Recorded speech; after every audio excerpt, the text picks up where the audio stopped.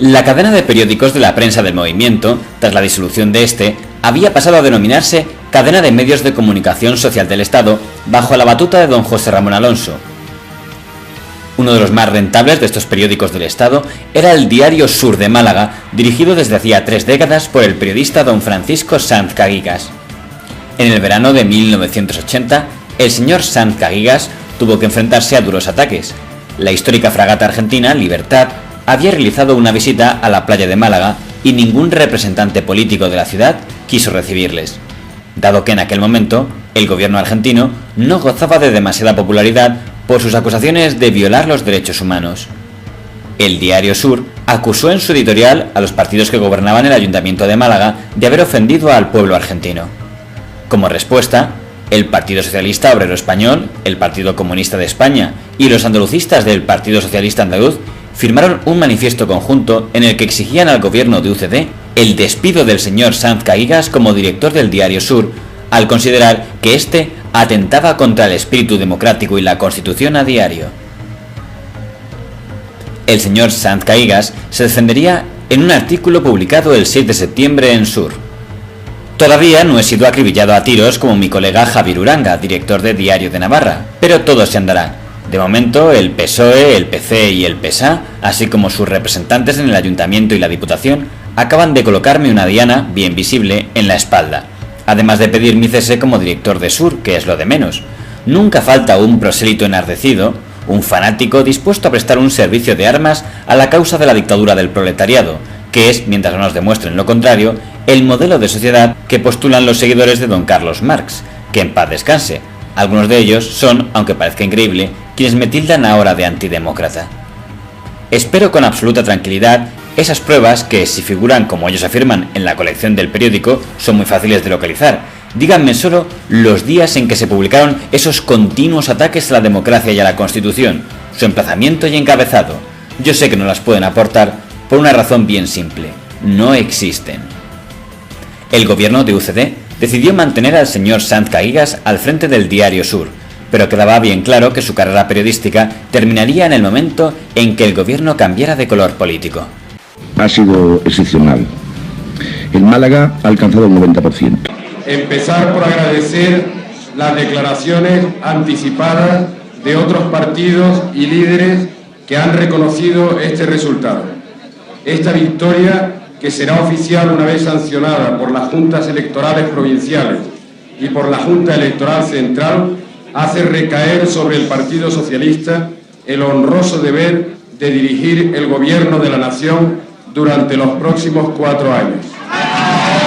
La llegada del PSOE de don Felipe González al poder supuso casi de inmediato cambios mediáticos, entre otras cosas porque al tomar el PSOE el control del Estado se convertía en el titular de los periódicos del Estado, la antigua prensa del movimiento, y esto motivó una cadena de despidos de directores de periódico que habían hecho su carrera fundamentalmente durante el franquismo. Entre los directores despedidos estuvo don Juan Ramón Pérez Las Clotas, que en ese momento era director del periódico Alerta de Cantabria, estuvo el señor don Esteban Greciet, que en ese momento era director del Diario de Cuenca, estuvo don Pedro Pascual, que en ese momento era director del periódico La Nueva España de Asturias, estuvo el señor don José Barberá, padre de la futura alcaldesa doña Rita Barberá, que en ese momento era director del periódico Levante de Valencia, y estuvo, y fue el caso más destacado, el señor Sanz Caguigas, que era director del periódico Sur de Málaga, probablemente el periódico más rentable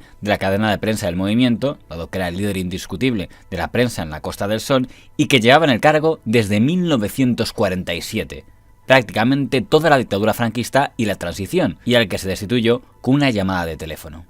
El nuevo gobierno del PSOE, con mayoría absoluta, presidido por don Felipe González, decidió intervenir pronto en los medios de comunicación, empezando por los públicos. Tras tomar Radio Televisión Española, poniendo al frente a don José María Calviño, un hombre de confianza de don Alfonso Guerra, optó por despedir a los principales directores de periódicos que eran propiedad del Estado, entre ellos el veterano periodista don Francisco Sanz Caguigas, que llevaba más de 35 años al frente del periódico Sur de Málaga con notable éxito económico, pero sobre el que pesaba su militancia pasada en el franquismo. El Diario Sur se limitó a informar del despido con un pequeño recuadro en portada. Y hay un problema muy importante que yo creo que aprovecho esta ocasión para decirle al subsecretario que debería resolverse de esos directores que tienen sus contratos y sus expedientes perfectamente con arreglo a la ley y deberían resolverse. Ellos estaban realmente muy preocupados y son unas familias que han trabajado.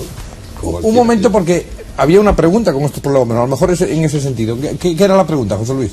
Era justamente esa, decía, casi todos los directores de la cadena fueron cesados hace año y medio y aún no han recibido la indemnización que se les debe por ley y por contrato. ¿Cree usted que deben de seguir esperando dicha indemnización o que han de acudir ya a los tribunales? Se veía que venían en esta dirección.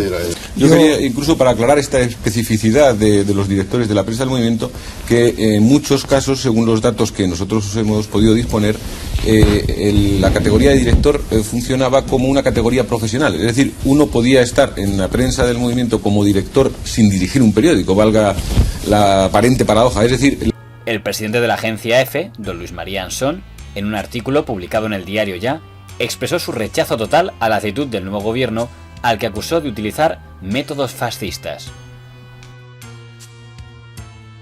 ¿Es admisible que se cese por teléfono a un director que llevaba al frente de Sur 35 años? ¿Se coincida o se discrepe ideológicamente de Francisco Sanz Caígas? ¿Hay alguien que dude de que se trata de uno de los grandes profesionales del periodismo español?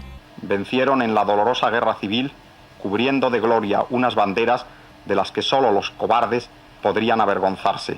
Se le exige telefónicamente de la noche a la mañana, con manifiesta brutalidad, que en la cabecera de Sur aparezca otro director. Pero ¿recuerda a alguien que el periódico ganó en 1981 más de 70 millones de pesetas? ¿Es admisible que tras el cese por teléfono se le dé la callada por respuesta a su derecho a la indemnización estipulada en su contrato y en la ley?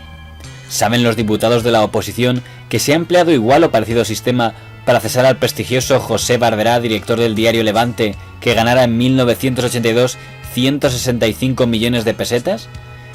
¿Y al gran profesional que es Juan Ramón Pérez Clotas, director de Alerta, cuyos beneficios son también copiosos? ¿Existe el derecho en una democracia a convertir la prensa, la radio y la televisión estatales en prensa, radio y televisión de un partido? ¿Existe el derecho a atropellar las leyes, saltarse las normas, mofarse de las formas, negar las indemnizaciones, ofender y humillar a los profesionales? ¿No es este el estilo fascista? Pregunta de JF. ¿Era correcto que se exprese en estos términos el presidente de una agencia pública, como es la agencia EFE, propiedad del Estado y por tanto dependiente del gobierno? ¿O era una forma del señor Ansón de pedir a gritos que el siguiente a quien el gobierno cesara fuera él? Y en consecuencia pues dirigí la agencia EFE durante casi 8 años, y cuando Felipe González ganó las elecciones, a pesar de que él quería que yo siguiese en la agencia, y lo digo en su honor, pero en fin, yo presenté mi dimisión. Yo suelo divagar menos que Luis María Ansón en general. Cuando el gobierno del PSOE anunció que nombraba al periodista izquierdista don José Manuel Ponte como asesor para la cadena de medios de comunicación social del Estado, daba la impresión de que su plan podía ser el gran sueño del señor Ponte, convertir la cadena de periódicos de la antigua prensa del movimiento en una cadena de periódicos públicos gestionados por cooperativas de sus trabajadores bajo ideario socialista. Pero esta idea no fue posible. Uno de los motivos alegados es que, dado que la mayoría de esos periódicos era deficitario, el Estado no podía seguir sosteniendo periódicos que no eran rentables, lo que se tradujo en que el señor Ponte fue destituido tras apenas unos meses en el cargo. En la prensa del movimiento, prensa del Estado, había solamente 6 o 7 periódicos que ganaban dinero. Los demás lo perdían todo. Finalmente eran La Nueva España de Oviedo, Información de Alicante, Sur de Málaga, Alerta de Santander, Levante de Valencia. Y los demás, todos perdían. ¿Cómo va a hacerse sociedades laborales en empresas en las que se pierde dinero?